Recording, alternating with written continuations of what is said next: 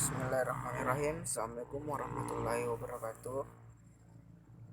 Perkenalkan, saya atas nama Jamal Ramadan J. Saya akan menjawab evaluasi mandiri dari mata kuliah metode penelitian. Adapun jawabannya, pertanyaannya yaitu jelaskan pengertian pembimbing tugas akhir dan peranannya terhadap tugas akhir Anda. Jawabannya itu, pembimbing tugas akhir adalah seorang dosen yang akan membimbing seorang mahasiswa yang mengambil SKS tugas akhir untuk menyelesaikan tugas akhirnya seperti seminar, proposal, seminar hasil, dan penulisan skripsi. Peranan pembimbing tugas akhir adalah sebagai ahli instruksional, motivator, konselor, dan model.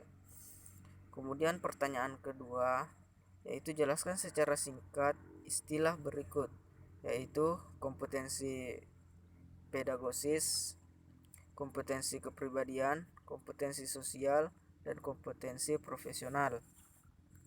Jawabannya, kompetensi pedagogis adalah kemampuan untuk mengelola pembelajaran peserta didik yang meliputi pemahaman terhadap peserta didik, perencanaan dan pelaksanaan pembelajaran, evaluasi hasil belajar, dan pengembangan peserta didik untuk mengaktualisasikan berbagai potensi yang dimilikinya.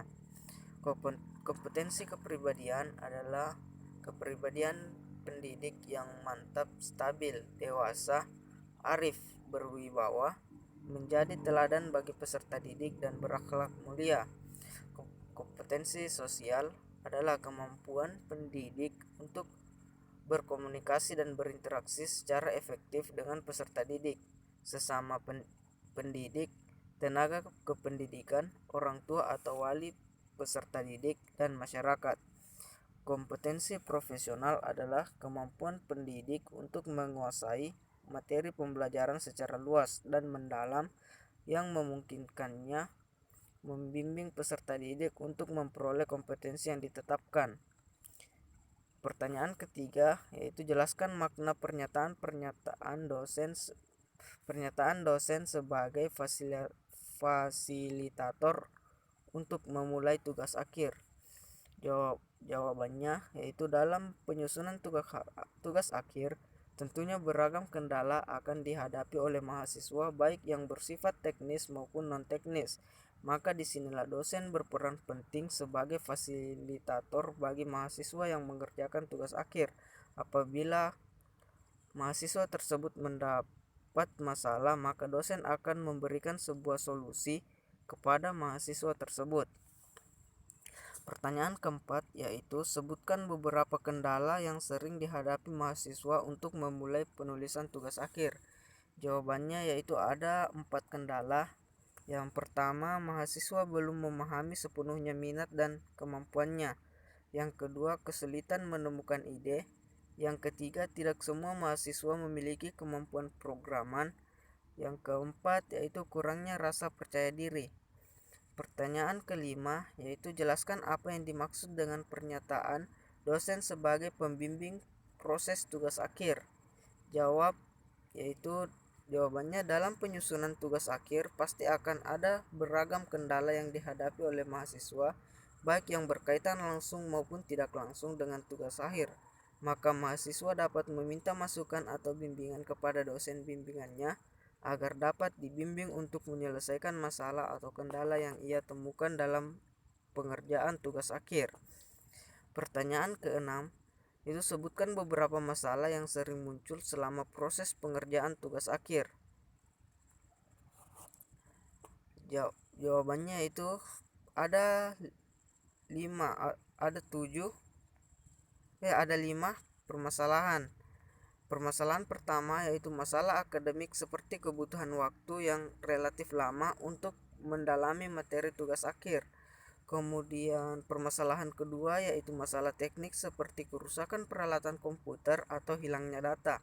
Kemudian permasalahan ketiga yaitu masalah keluarga seperti konflik antara orang tua dan anak, komunikasi yang kurang harmonis, dan perjodohan oleh orang tua dan lain-lain. Permasalahan keempat yaitu terbatasnya fasilitas, dan permasalahan kelima yaitu permasalahan klise yang dialami mahasiswa selama proses pengerjaan tugas akhir adalah kesibukan dosen pembimbing. Kemudian pertanyaan ketujuh yaitu jelaskan apa yang menjadi kelebihan dan kekurangan proses bimbingan melalui email atau internet. Jawabannya itu keuntungannya, dosen dapat mengorganisasikan laporan tugas akhir dengan baik. Kedua, dosen memiliki arsip laporan tugas akhir mahasiswa serta riwayat perbaikannya. Dan yang ketiga, mahasiswa dapat memperbaiki laporan tugas akhir secara intensif. Namun kekurangannya, kadang karena kesibukan dosen pembimbing membuat ia lupa membalas pesan email mahasiswa, sehingga membuat mahasiswa tersebut menunggu lama. Pertanyaan ke-8 yaitu jelaskan apa saja yang harus dipersiapkan oleh mahasiswa dalam sidang komprehensif untuk tugas akhir.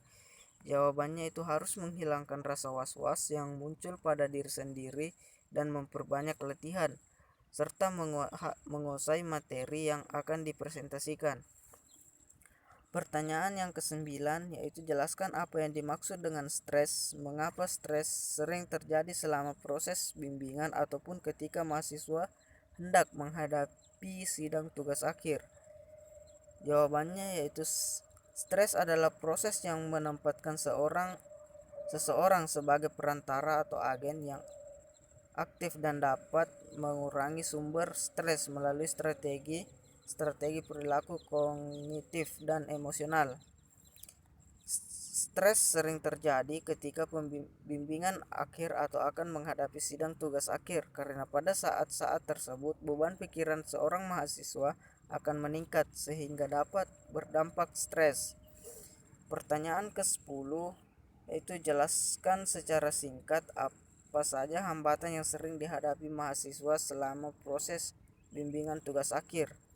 Sini ada 3 hambatan, yaitu hambatan pertama, mahasiswa tidak dapat mengungkapkan pendapatnya ke dalam bentuk tulisan, apalagi tulisan ilmiah.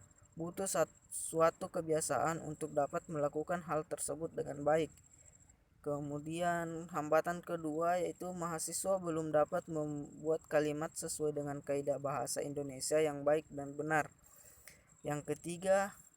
Hambatan yang ketiga yaitu mahasiswa belum sepenuhnya memahami plagiarisme atau mengutip isi referensi tanpa menyebutkan